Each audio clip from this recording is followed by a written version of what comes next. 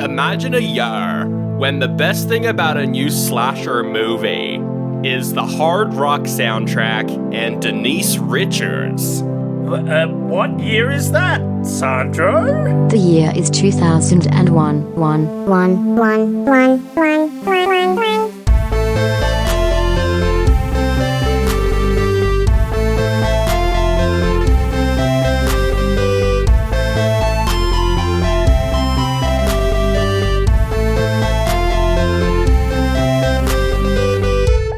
Surf's up and welcome, dudes, to Oldie But A Goodie. Bro, what? Why are you doing that voice? Oh, we're well into 2001 now, bruh. Bruh. Oh, okay, yeah. Bruh. Yeah, I guess we are. This is the most 2001 movie, I think, possible. We watched so far, Sandro. So far. Bruh. Welcome to Oldie But A Goodie, the show where we put on stupid voices and watch stupid crap. Yeah. And it's great. Crap is a good way to describe this movie. My name is Sandro.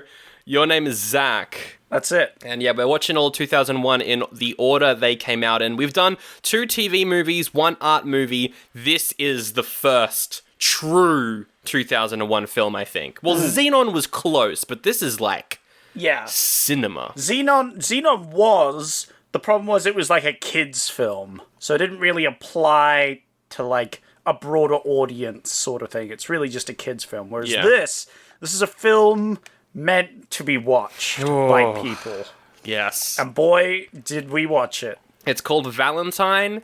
It is what I like to describe as post-Scream slashes. Because Scream came out, and it was great. And then every slasher after Scream is either a comedy, or is this, and is nothing, and is bad. Whoa.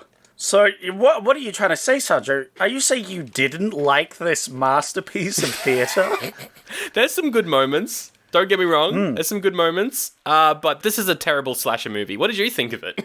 I kind of liked it, actually. I thought it was pretty fun, you know? I thought it was pretty good, actually. I thought it was the best film of the year, Best film of the year? So far. Wow, that is high praise for a film that I almost fell asleep watching. No. I actually thought it was alright. Okay. I thought it was alright. I actually didn't have much problems with it. I know a lot of people were very bored with it.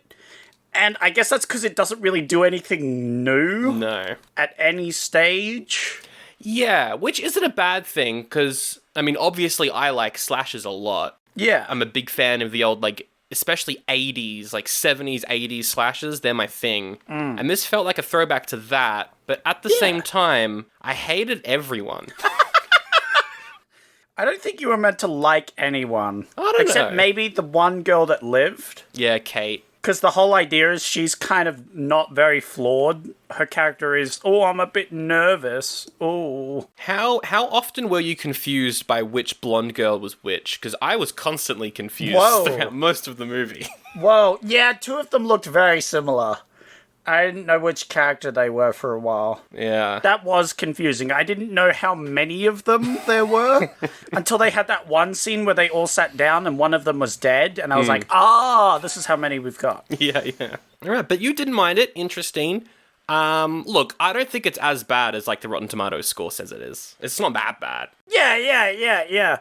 You would rate it, what, a 2? Yeah, 2. A 1.5? Nah, 1.5 is too damning. I would give it a 2. I would give this a 2. See, I think I'd give this like a 3. Whoa! Yeah, I'd give it maybe a 3.5 if I was feeling generous. My goodness. I'm not feeling generous at the moment, but, if I was...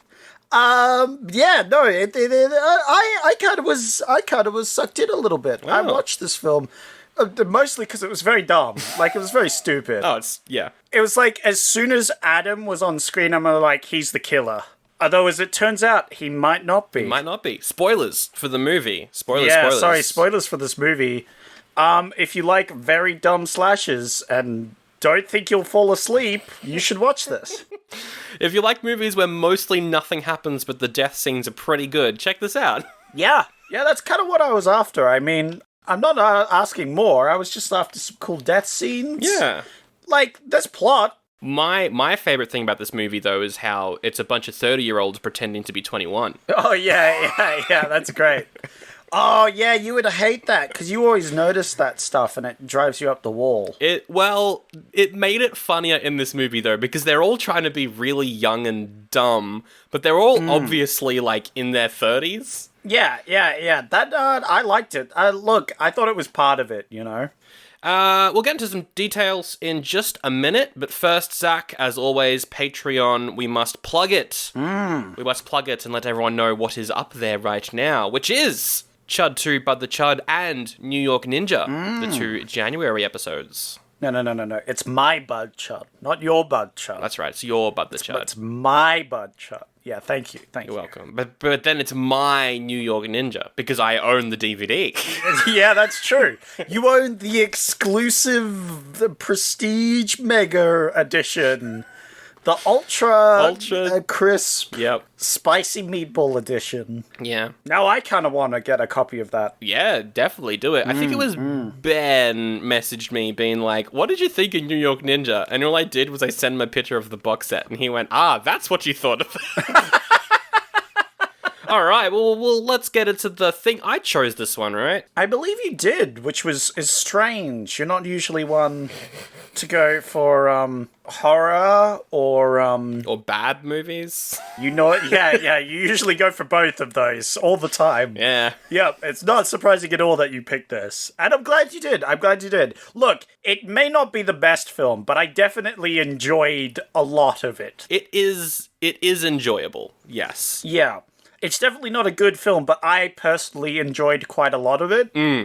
I enjoyed the really stupid characters. Like we have one personality, and that's our personality. Oh, there's so much of that. And every guy is, like, the worst, which I love as well, because they're all the worst in different ways. It's great. Yeah. Welcome to the movie that has the worst men representation of all time. I loved it. It was very funny. Did you like a male character in this film? Oh, yeah, they're a piece of shit.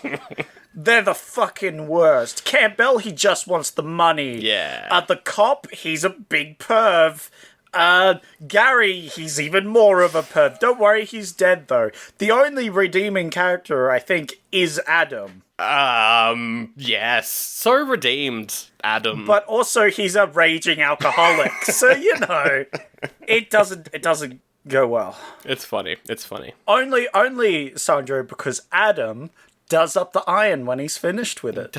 He does. Of course he does. That's a good little reference. That's a good reference. Yeah, that's a reference that only you'll get and everybody else will get at the end of the film when I explain it. Yes. But anyway, what were the other movies that came out this week in 2001 that could have been better than this, but probably weren't? There were no movies. There were zero movies that could have been better than this. I see what you did there.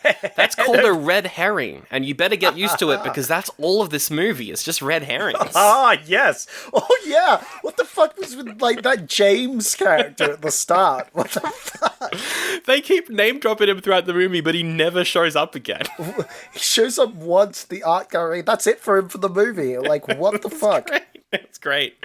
It was very funny. Head over heels, a woman and her 4 model friends see the man living across from them kill someone, but also it's a rom-com, so they probably fall in love. The Invisible Circus. A teenage girl travels to Paris in 1970s trying to find out about her sister's suicide. Yeah. Stars Cameron Diaz and Doctor Who wannabe Christopher Eccleston. One of the best doctors. I mean, how many doctors are there to compare with? You could probably say he's one of the better ones. According to the latest season, there's millions of doctors, all the doctors. Oh, no, I haven't seen the latest season. This is concerning. I thought the latest season was bad, but everyone else loved it. I'm very confused. Oh, no. Although the New Year's special was really solid. Okay, well, there you go. Yeah. It was like a single location Groundhog Day with a Dalek, and it was very fun. Oh, that sounds awesome. Yeah. That sounds fantastic. Because then they bamboozle the Dalek by knowing everything that the Dalek knows. And the Dalek's like, confused. It was great. It was really fun. I kind of want to watch that. You should. It's standalone, so you can just watch it. Yeah, that's because that's the best bit about those. Yeah. A $1 Million Hotel, a whodunit set in a rundown hotel with a bunch of mentally ill people. It's made by the band U2 and the director of Wings of Desire. I like Wings of Desire. Wow. I hate U2. Whoa.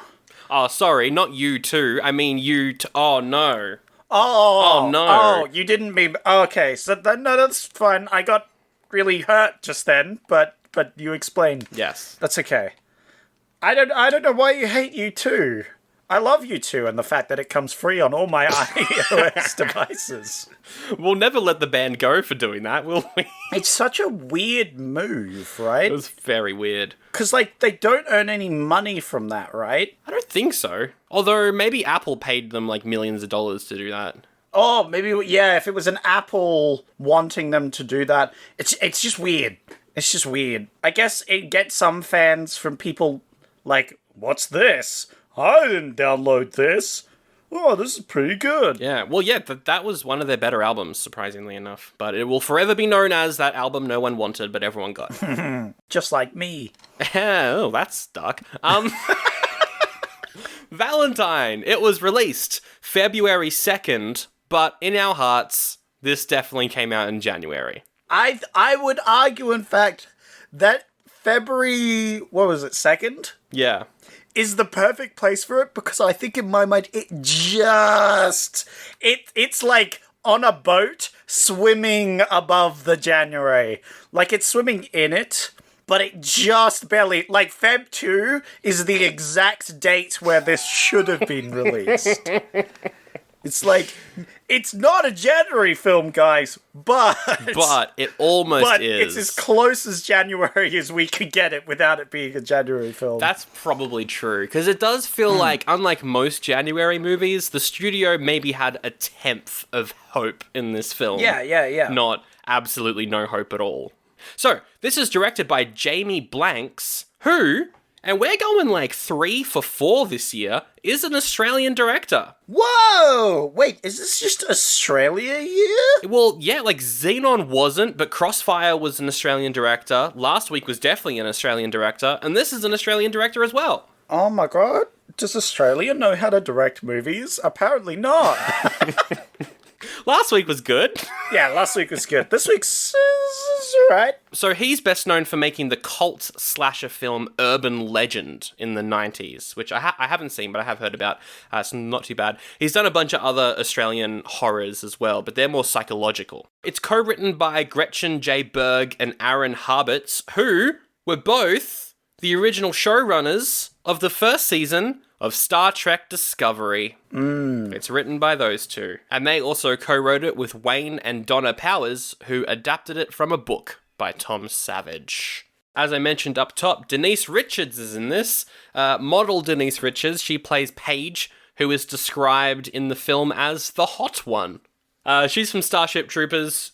She's a Bond girl as well. She plays Christmas Jones in the Bond film The World Is Not Enough, and she's mainly in like soap operas and dramas at the moment. She's probably the best actor in the movie. She actually does a really solid job, which was surprising because I've seen The World Is Not Enough. Yeah, she's cool. Yeah. I like her in wholesome stuff. I think I've seen a Christmas movie, A Christmas Reunion. That sounds like a Hallmark movie. Yeah, it's a nothing film. I thought she was good in that. Okay. It's like, I love her, I had like IMDb, A Christmas Reunion. Whore. What? They're next to each other. 2004's Whore. 2004, what a year. Yeah. What a year. It was a different time, I guess. Yeah. She was in Money Plane. That's a movie that we need to cover one day. Oh, yeah. What about Tammy and the T-Rex? Oh, wait. That's the director of the Ice Pirates. Oh, really? Yeah. Oh, that's 1994. Yeah. That's a film that I definitely want to do at some point, alongside like Mannequin 2 and other films that director's done. Because his films are wild. Paul Walker is in that film? Yep. What the fuck? It's a real movie. No. I need to see Tammy and the T-Rex. He, of course, the director also made Mac and Me, which is one of the best E.T. rip-offs of all time, that we will cover at one point. I want to do all of his movies in a row on Patreon at some point, because they are all That'd be good. Something else. Anyway, so she's in this. We've also got Marlon Shelton playing Kate, who is the smart one? I'd say she's like the nervous one.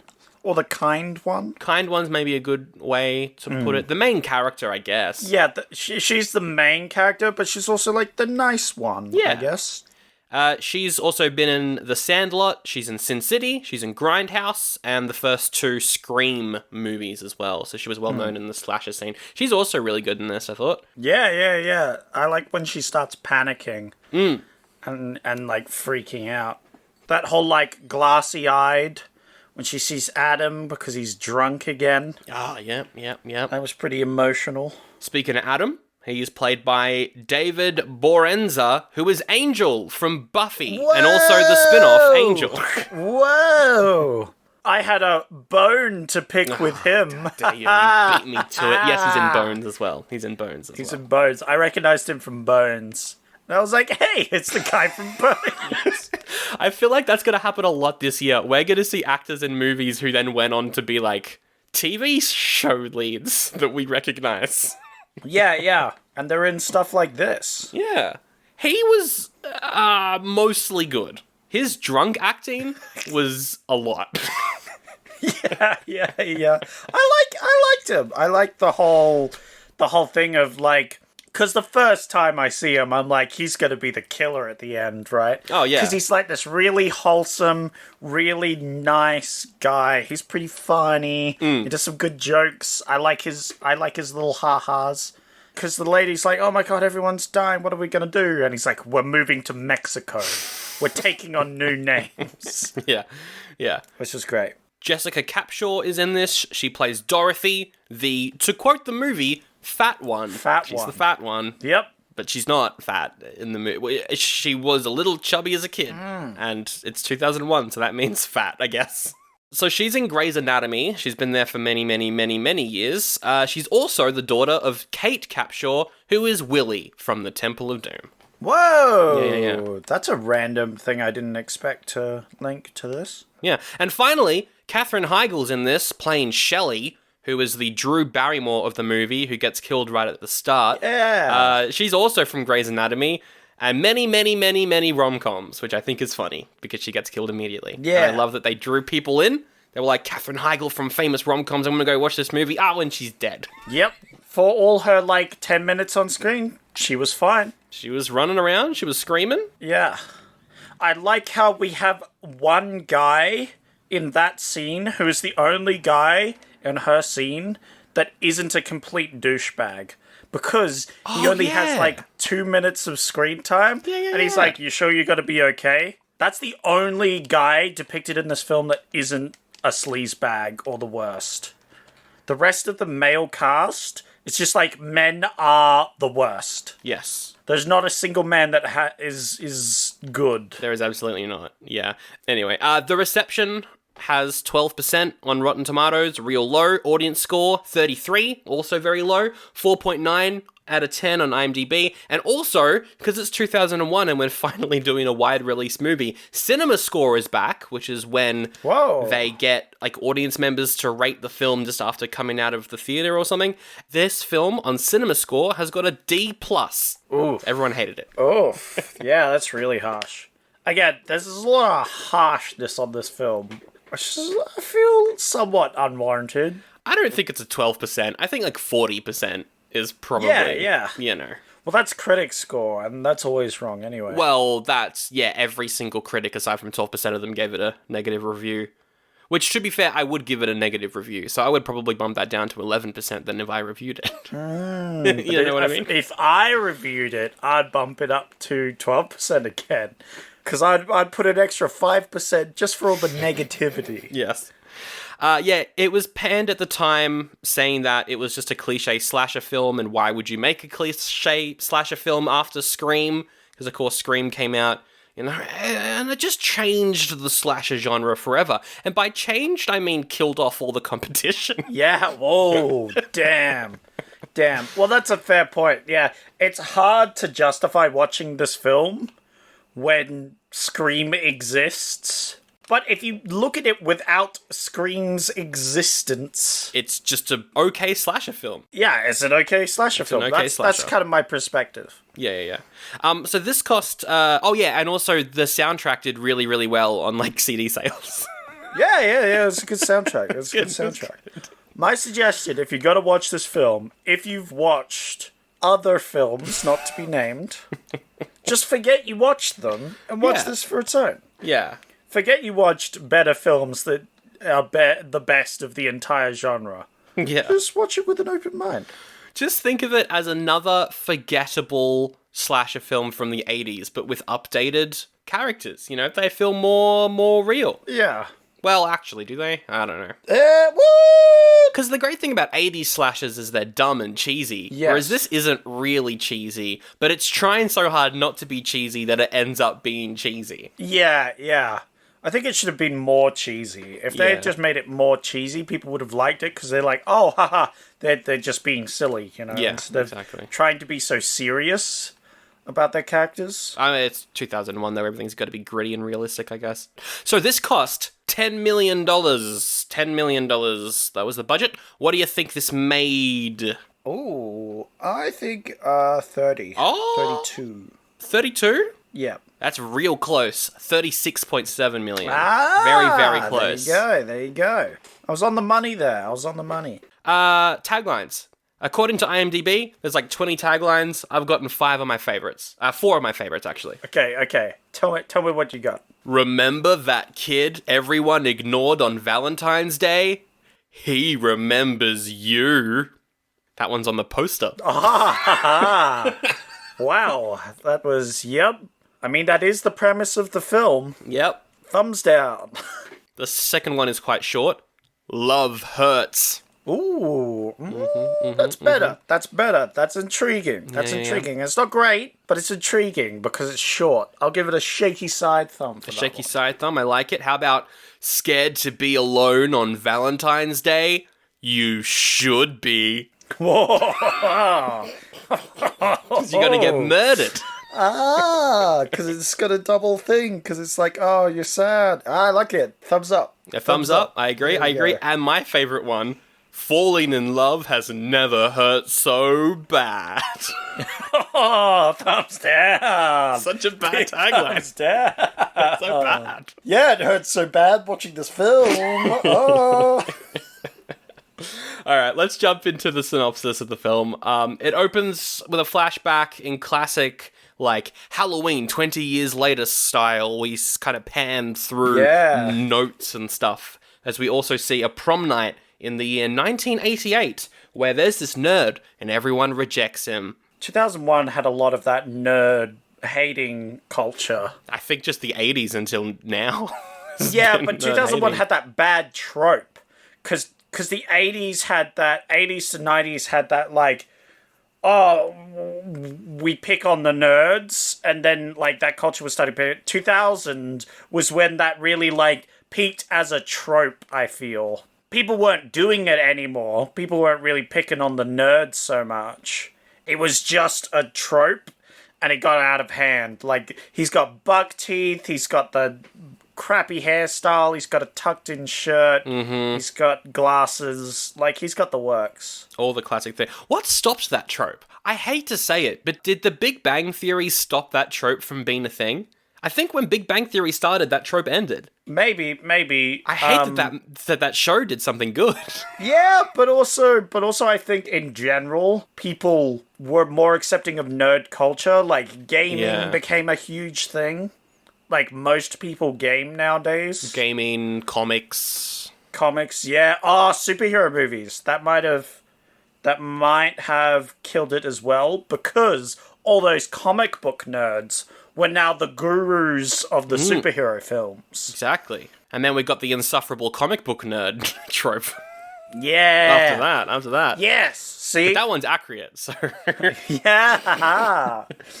That's me. I'm that nerd. We cut to 13 years later. We see Shelley, or whatever her name is. She's on a date with this weird guy who keeps talking about himself in the third person. Oh, yeah. What is this guy? All right, spoiler alert. He's in this movie for maybe 10 minutes total. Yep. And it's just his scenes, and then he shows up again, and he's like one of the people you might think is the murderer. Yep. But he's not at all, and so he's just this random guy. I think every other guy has a purpose in the film. Gary, great guy. Gary's Gets himself murdered. Yeah, good on you, Gary. You got the police guy. Yep. Sleazebag, not okay, but he's there to solve the murder. Exactly. You have Adam, who is rather important for the film, I'd say, because maybe he's the murderer. Maybe wink, he wink, is. nudge, nudge. There's another guy as well. Oh, the blind date guy. Oh, yeah, an art guy. Yeah, there's two more guys. There's the blind date guy and the artist guy. Yeah. And they all have their place. Whereas this guy at the start, he just talks about himself. He's like, Jason likes to pay for food. Jason can't afford this, actually. Jason likes your dress.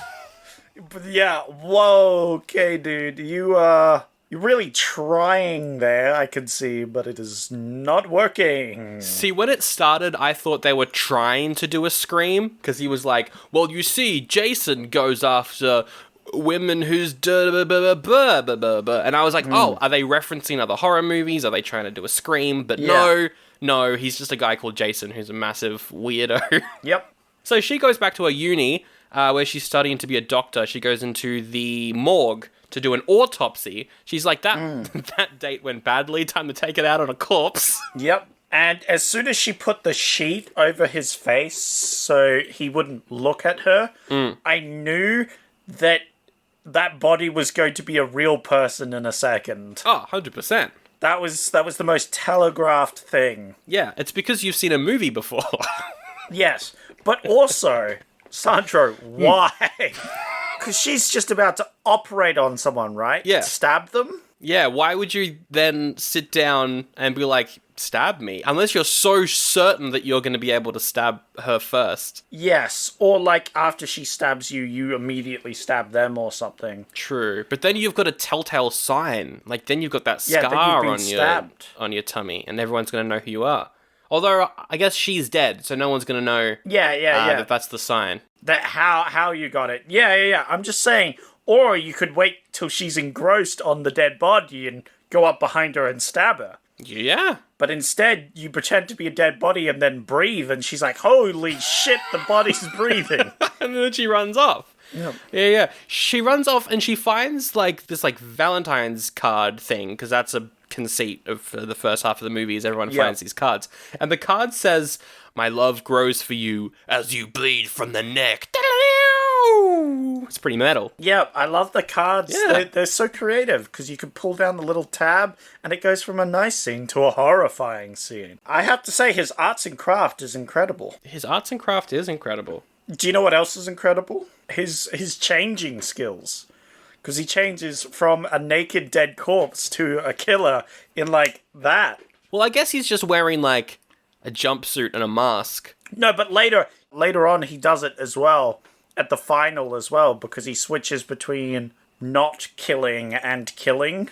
Like, in the same area. Well, maybe there's two of them. Maybe. Ooh. Maybe not to jump to the end of the movie, but, you know, maybe it's the two of them working together.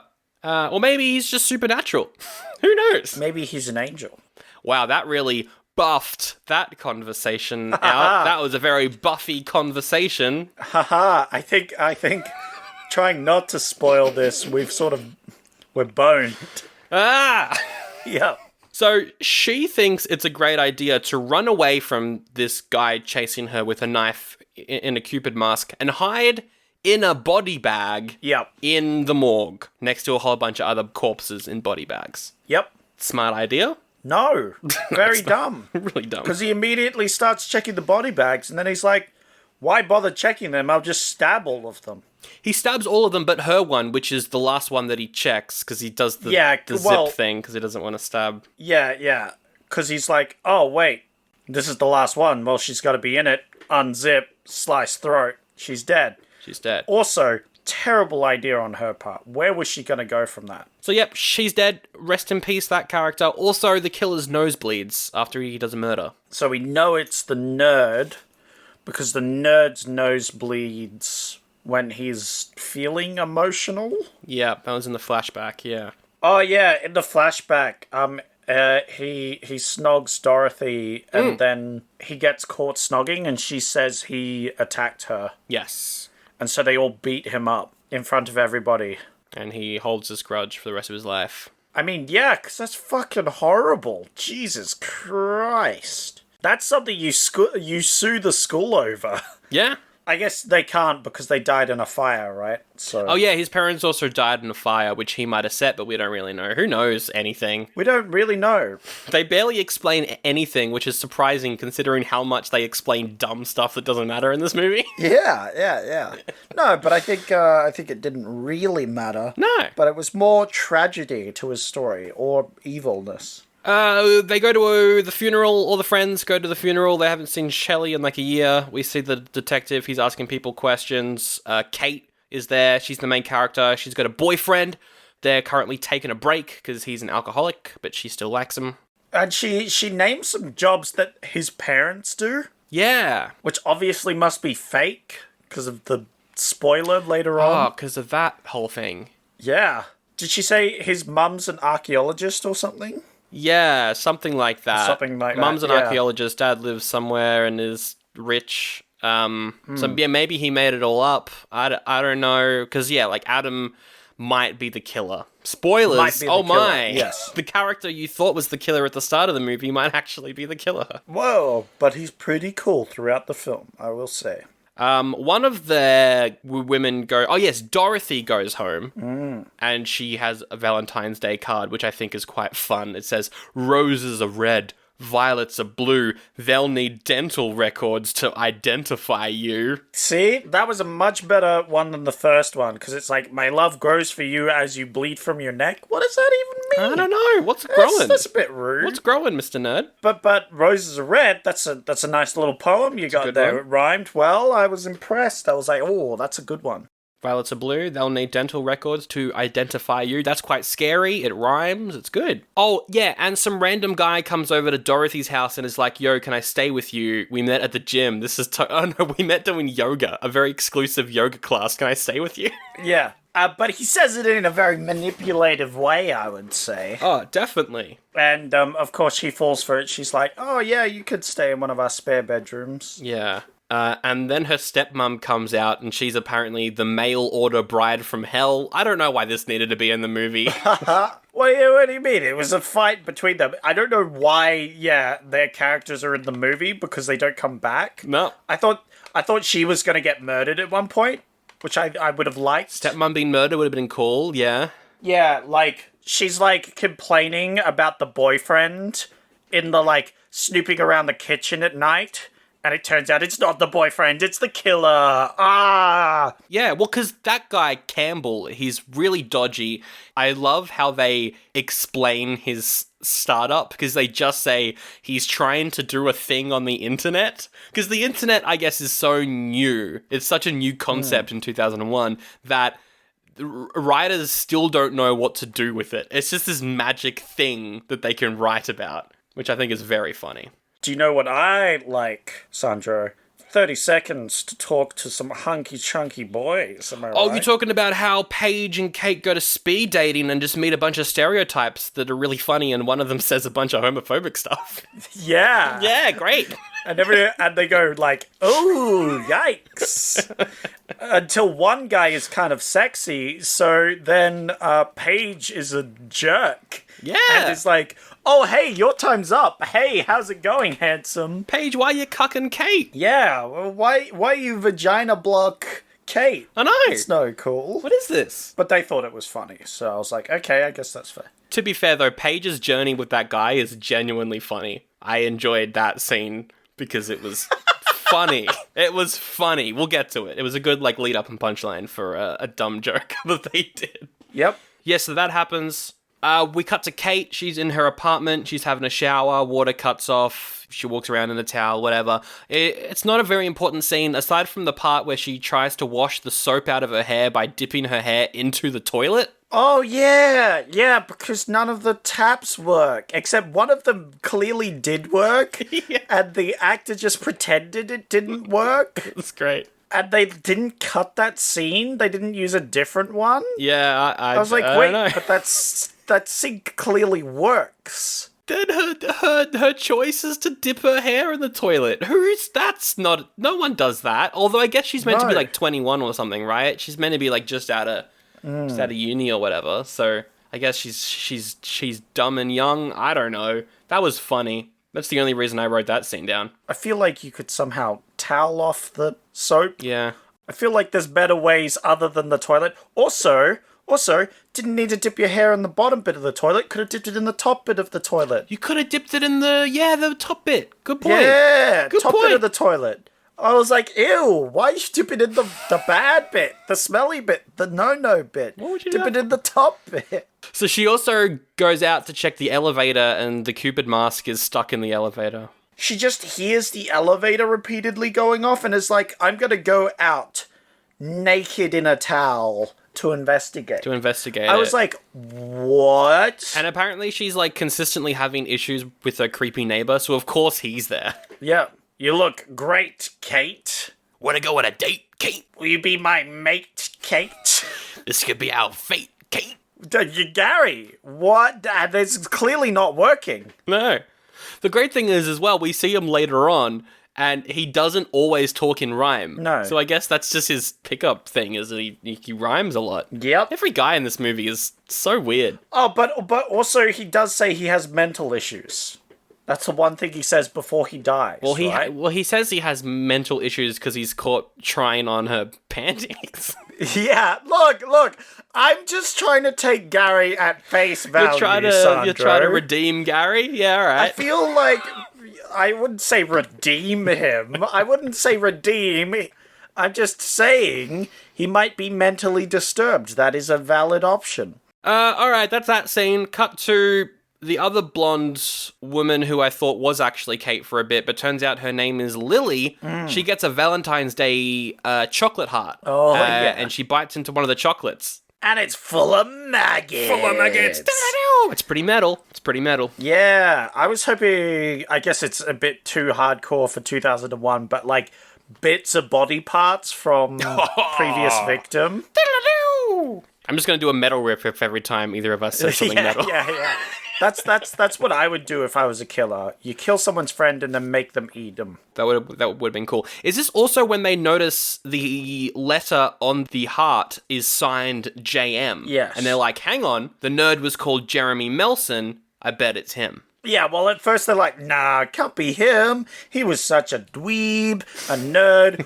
I was like, I know your characters are gonna die later on. Because you guys are the worst. And they take it to the police, and he's like, well, it could be Jeremy Melson, but it could also be that guy that Shelley was last seen with, whose name I can't remember.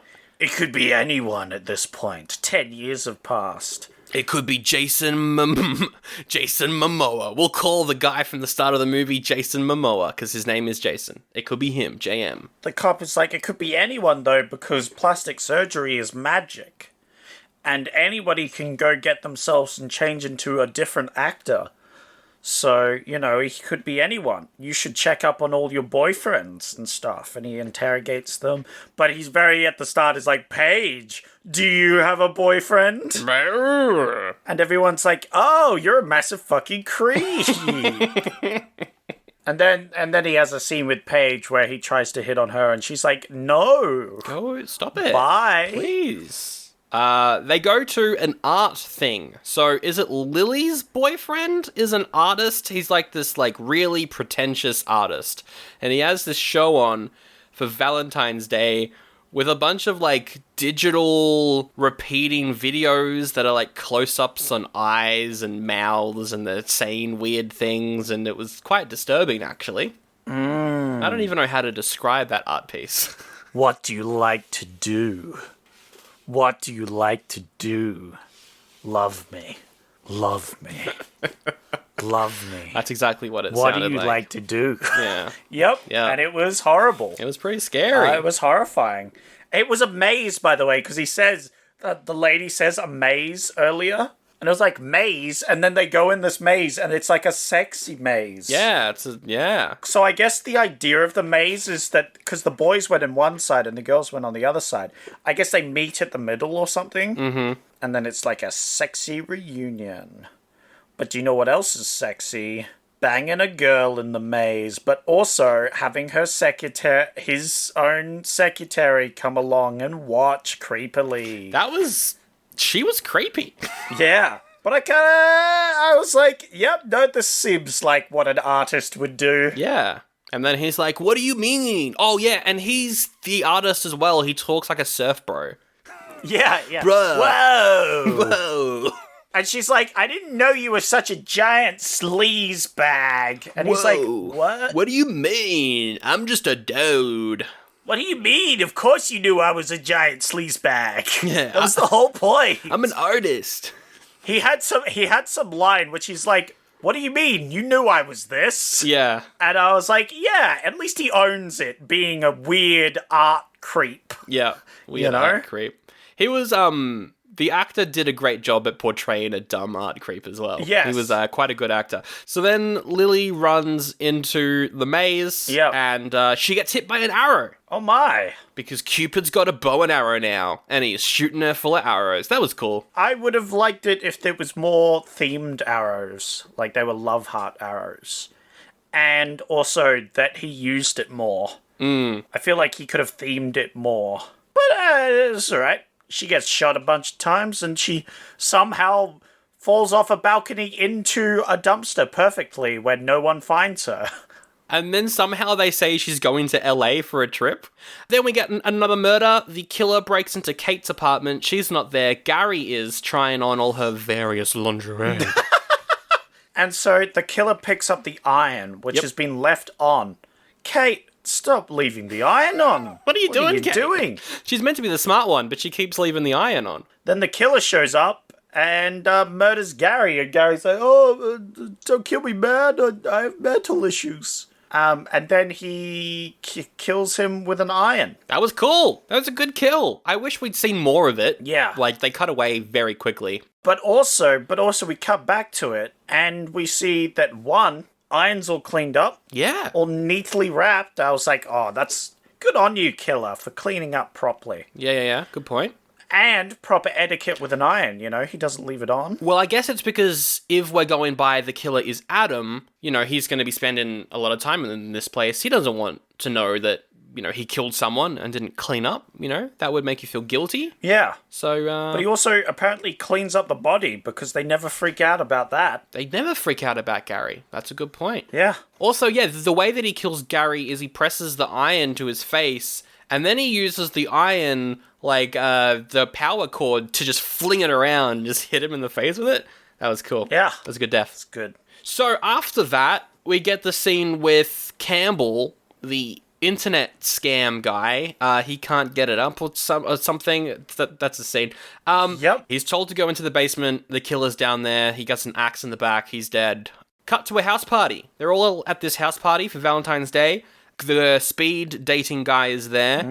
He and Paige go upstairs. He's got a surprise for Paige. He's got a surprise. So surprising. It's a real jump scare. The surprise is his penis. And she and I both had the same reaction. Your surprise is your penis? It's a terrible fucking surprise. It's a bad surprise, and he tells her to wax it. And so she ties him up to the bed, blindfolds him, and pours hot wax all over. Hey, well, some people are into that. Yeah. He got what he asked for, I feel like he shouldn't complain. It's a pre-50 Shades movie, so this film was quite ahead of its time, actually. Yeah. It was great. It's like, haha, take that, dumb sleazebag. You got waxed, all right. Hot wax on your penis. The detective calls to say that guy, the Jason guy from the start of the movie, he's on the loose. Because they captured him, but now he's escaped, or they've had to let him go. So they found out who he was? Or was that the first guy? Yeah, the Jason guy. Right. The third person creep guy. The one that didn't have any showtime whatsoever, pretty much. Mm-hmm. Him. They captured him, and that was useless. And that was just a dumb plot point. Okay, so I guess his character had a plot. Yeah, but we don't see him. No, we don't see him after that. So it's a plot told to us by the detective. Yeah. And then the detective goes to the party, I guess, to try and keep them safe. But it's only him. It's not like a whole bunch of police. Yeah. To keep them safe. I don't know. Anyway, Paige is in the hot tub, and the killer walks in, and they run around for a bit. Yeah. This was a scene and a half. I was like, oh shit. Yeah. This is a fucked way to die. It's pretty bad. She gets body slammed into the hot tub. Yep. Like, he picks her up, bam, into the spa. Thrown into I was it. like, oh shit. And then he slams down the cover of the spa and locks it. Slams down the lid and locks it. So not only is she running out of air, she's trapped in there. She's trapped. And he has a big electric drill. Power drill! You are committed to that bit, huh? I'm committed. I'm bringing it back. Ah, I see. This is what we're bidding. Guitar riffs. No, not guitar riffs. The idea of something being metal. That's what I'm bringing back. Just metal in general? Well, no, because like metal's back, but no one says that's metal anymore. You know what I mean? Oh, I see. That's pretty metal. That's pretty metal, bruh. I see. And so he tries to drill her for a bit, but then she goes to the bottom of the spa, so he's like, fuck it.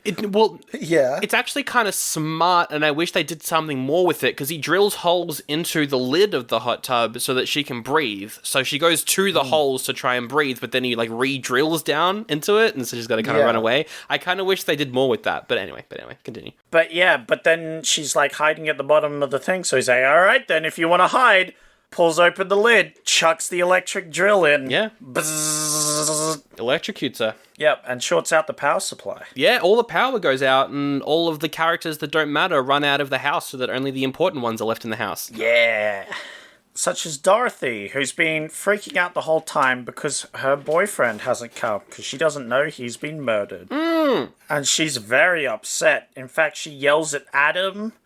and is really grumpy. Yeah. She yells at Adam so much that Adam goes and has a drink, even though he's meant to be sober. Yeah. Because, he's trying to get sober to be back with Kate or something, because this movie's actually just a romantic drama. Yeah, it's a lovely, cute, romantic drama. Yeah. I mean, it's called Valentine, so I mean, what else were we to expect? That is true. But yeah. And then the killer starts murdering people. We see a random character, this girl that Campbell robbed earlier in the film. Yep. She's running around trying to steal back from Campbell, but she bumps into the killer and she's like, I was just leaving. And he's like, I have to knife you a question. It's not, it doesn't work because it's on an axe, but I've got to stab you, all right? Stab. And she's like, oh, no.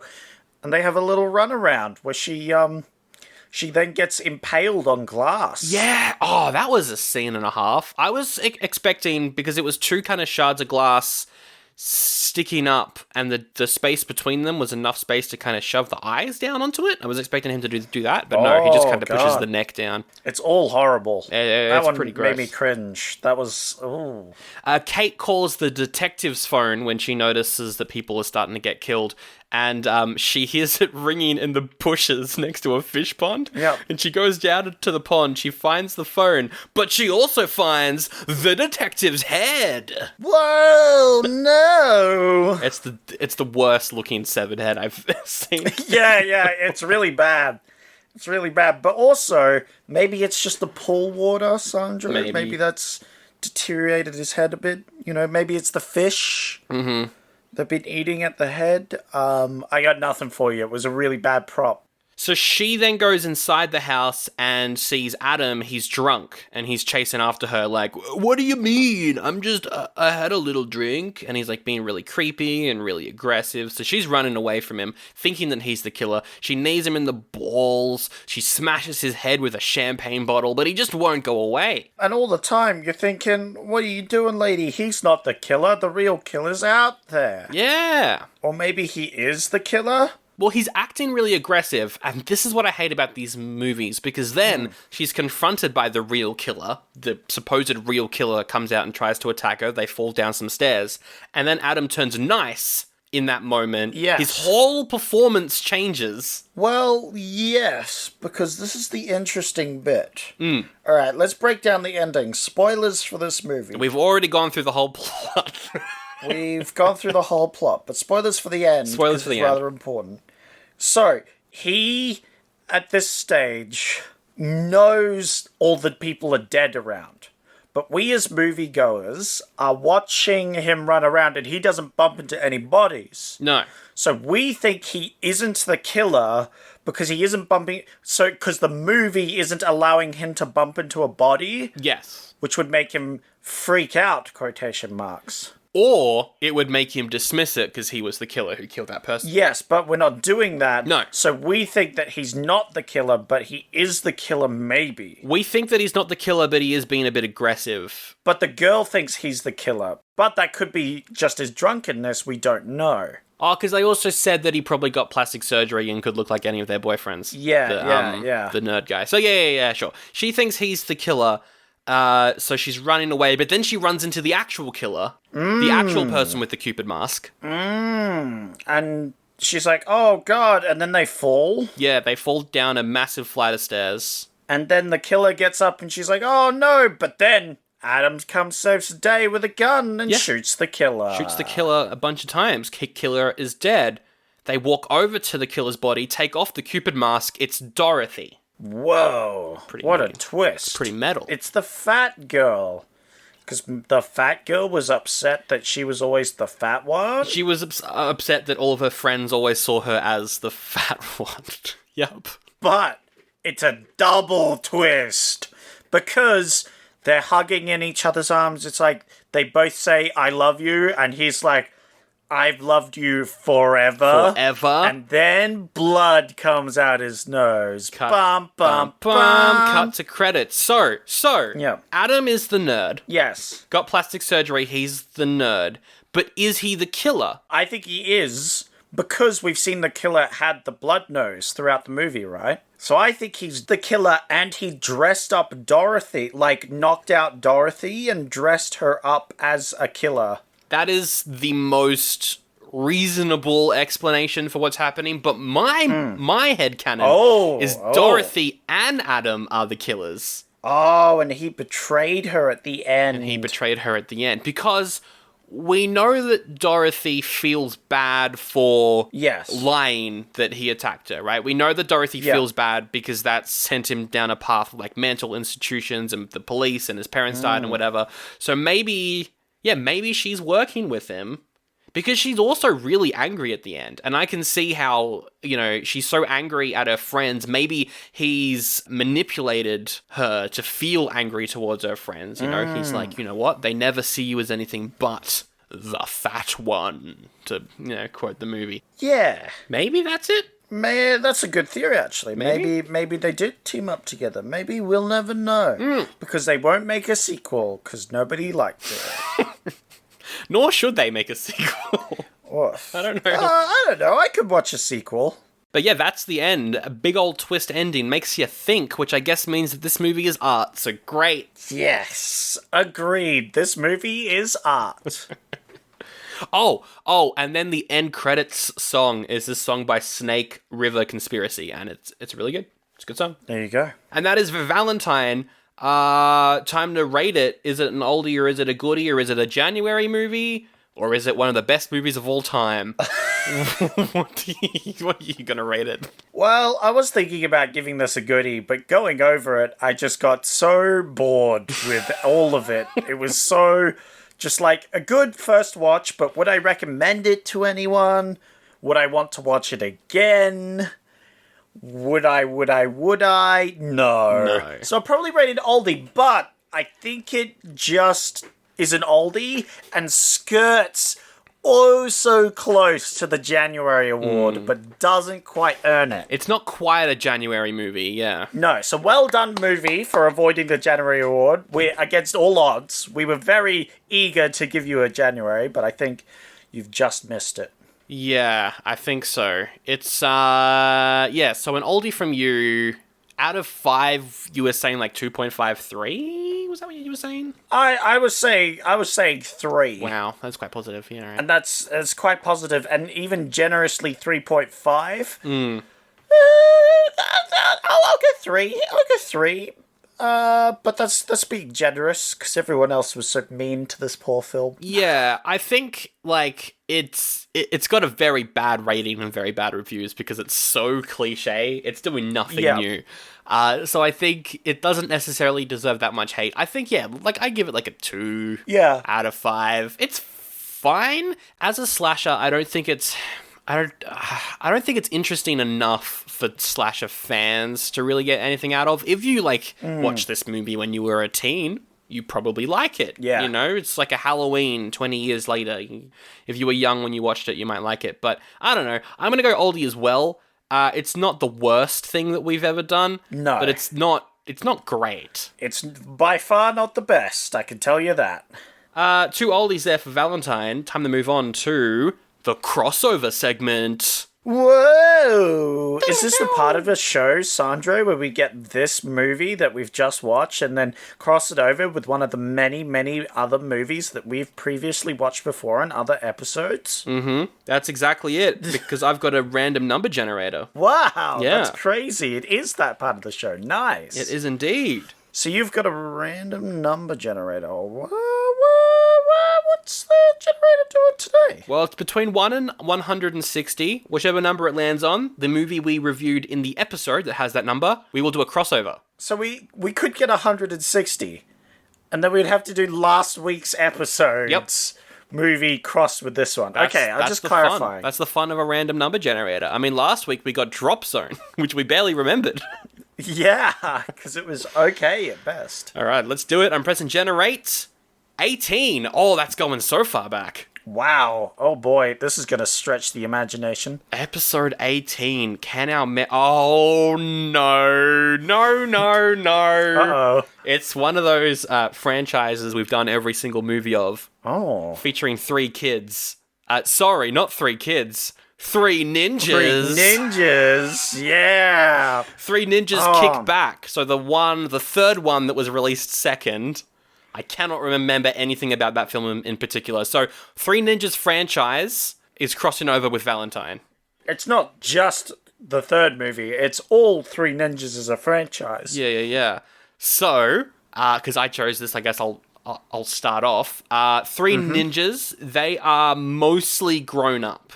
There was it like a 6-year age difference between the older 3 Ninja and Tum Tum? I think it was about 6. Yeah. So we can say that the older 3 Ninja, let's say he's just left college. He's about the age of these characters. He's like 21. Let's say the Tum Tum is like 15, 16. Still a bit young. So he's still youngish. I'd age him up to 18 and make the other guy like 24. Okay. Yeah, no, we can say 25. that Tum Tum's 18. If Tum Tum's 18, Tum Tum's going to be sexy. So Tum Tum... Absolutely. Tum Tum has gotten ripped. Tum Tum gets it. Yeah, but he still eats like a lot. Yeah. But now he eats like protein Yeah. and other things. He's gone from fat kid to swole. Yeah, real Bro. swole. If you do want to know what we're talking about, check out episode 18, where we reviewed the entire 3 Ninjas trilogy. You'll have that moment where one of the girls goes, "Is that you, Tum Tum?" Yep. Exactly. Oh, because Tum Tum had a crush on someone in one of the movies, right? She can come back with something. Yeah. Yeah, and then she could be like, I want to get some of that Tum Tum, if you know what I'm saying. So, let's say Kate and Adam together. He's kept up the lie for a few years. Yep. But love triangle with older 3 Ninja, because older 3 Ninja, he works at the same place as Kate, and something's going on there. Whoa. So Adam's like, I've got to get rid of the competition, and kills the older 3 Ninja. Yeah, because he's a player. Yeah. As we know from the other ones. And it's not like he was necessarily going after Kate. he was just like flirty till he realized that she was married, right? You know. Yeah. Well, maybe not married. Yeah, they're still young. I'd say they're married. You want to marry Kate and... All right, sure. We've got to see the wedding, though, with sick metal playing as they're walking down the aisle. It starts with the wedding. But here's the thing. His parents don't show up. And she's like, oh, your parents couldn't make it. And he's like, yeah, no, they really wanted to come, blah, blah, blah. And she's like, She starts catching on, and she tells that to the older three ninja, because they're also getting to know each other at work. She's like, yo, it's a bit sus. My newlywed husband's parents didn't show up, even though they're meant to be... rich, they could afford the flights. So, yeah, Adam kills older three ninja. Let's say he dunks his head in a fryer. Yeah, but the older three ninja tells the other two ninjas before he dies. Exactly. And then he gets deep fried. So they start investigating. Tum-Tum's like, I really could go for something deep fried exactly. right about now. And they go, oh, Tum-Tum, cut to scene. Exactly. So they start investigating. Do we kill off the middle three ninja as well? Because I think Tum Tum should be the final guy. No, I say we kill off Tum Tum as well. You want to kill off all three ninjas? Yes. And then just have Grandpa left to... Oh, yeah. No, great idea. So they start investigating. The middle three ninja gets murdered. Tum Tum... starts working with the police. He's also a bit of a ladies' man, so he starts flirting with all the lady police. I'm like, I think he's a bit awkward with the ladies, but the ladies like him because he's sexy. Exactly. So then he dies. He gets killed, but he gets killed in a weird way where you can't exactly see what's happening. Yeah, no, he gets, like, stuffed with food or something. He gets poisoned. No, he gets poisoned. He gets poisoned. Yeah. He gets poisoned, and we don't actually see him die, but we do cut to his funeral, and Kate's there, and Grandpa's there. There we go. And they're talking about it all, and Grandpa's like, oh, I hear something's going on with you. Kate says what's happening, and Grandpa's like, oh, I know Adam. I know Adam from my old days as a secret spy man. Adam's actually a villain. And she's like, oh, no, Adam's one of the villains that you somehow happen to know, Grandpa, from the Three Ninjas movies? Oh, no! So then there's a fight between Kate and Adam. Kate kills Adam. She, she sets up some traps or something and then plans that they have an argument in the house, and she's kind of set up traps around the house. So she kills Adam. It'd be like, at the start of the film, they'd get a wedding gift. Yeah. And it's like, Adam's really into baseball, so they gave him a brand new baseball bat, and it's like shiny, expensive one, and she uses that to bash him. To murderlize him. Yeah, murderlize him. Murderlize, that's from those movies. So, yeah, and Tum Tum at one point looks at the camera and goes, oh no, my brothers have been murderlized. Yeah, exactly. So now that Kate has killed Adam, there's a scene at a coffee shop where Kate is like sad and kind of depressed about everything because these three ninjas, they all died, and she's sad about it. We zoom back out into the street, out of the coffee shop, and we see, standing on the corner of the street, it's Tum Tum wearing a trench coat and a hat. Yeah! Tum Tum lives. And then he holds up a big slice of cake and takes a bite, and it's like, it looks like the murder Liza become the murder lies. The murderlized. And then I guess Tum Tum and Kate hook up? I don't know. That's in the third movie. Yeah. We don't talk about that one. Yeah, it's bad. It's more like a rom-com. So that is, the crossover between Valentine and Three Ninjas. If you got none of those Three Ninja references, check out episode 18. And we also did Three Ninjas 4 on some episode in 2020. I can't remember what number. Yeah. But check those out if you want context. All right, then I guess it's time to move on to the next segment. It's time for the most chocolatey, maggoty reviews you've ever heard. Oh my. It's rotten reviews.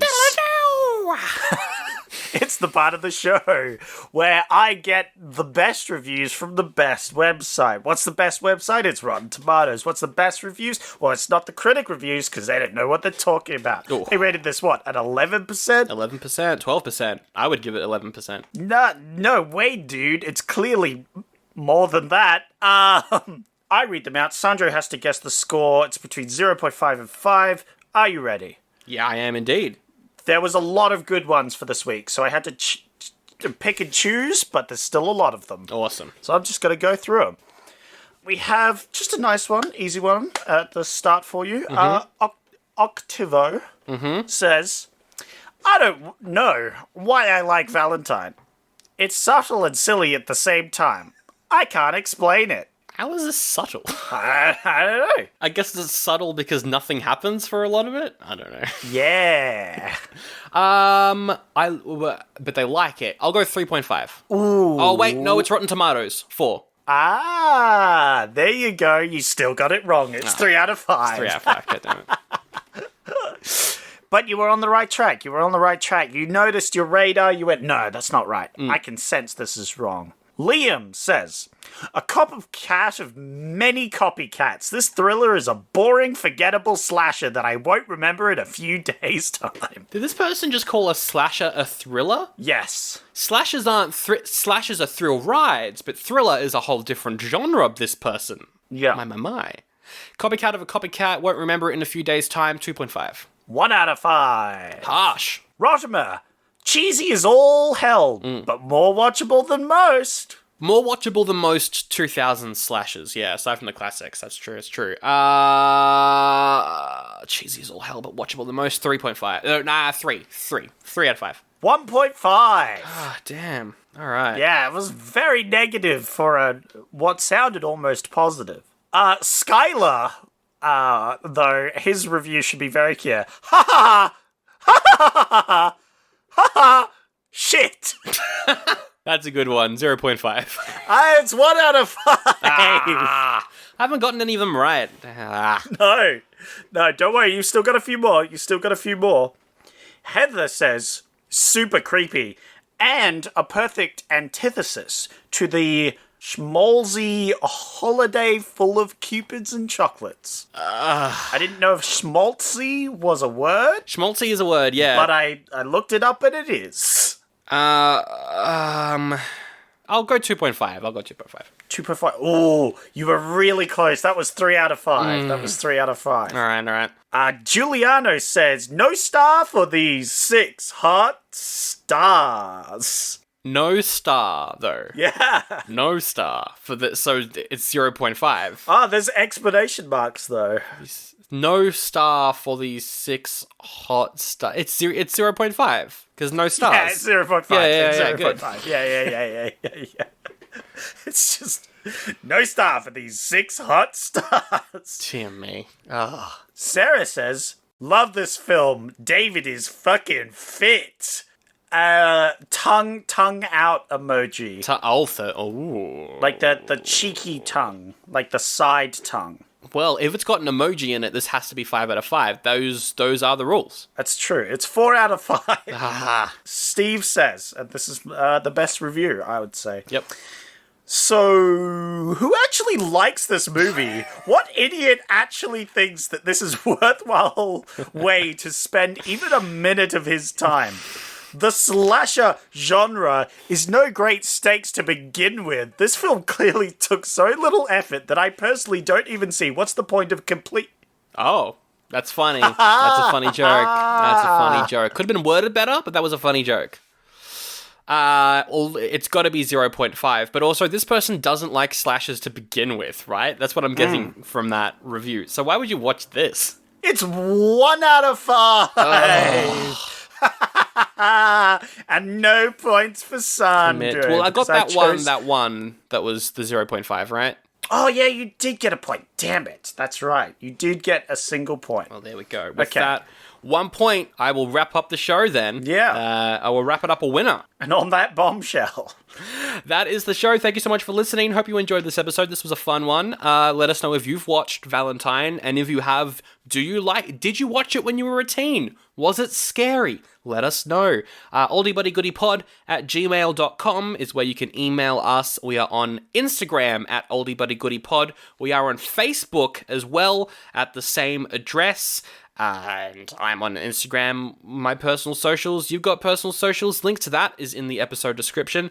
If you want to help us out, you can review the show on Apple Podcasts. That helps us out greatly. Reviewing us on Spotify. You can chuck us a rating on Spotify as well, or whatever apps you use. And if you want to help out the show in a monetary sense, if you've got some spare coins kind of hanging around, you can go to patreon.com/Oldie But A Goodie pod, snatch up some bonus episodes. Yeah, just free extra content for only a bit of your money. That was a very Square Enix thing for you to say right there, and I appreciate it. Yeah.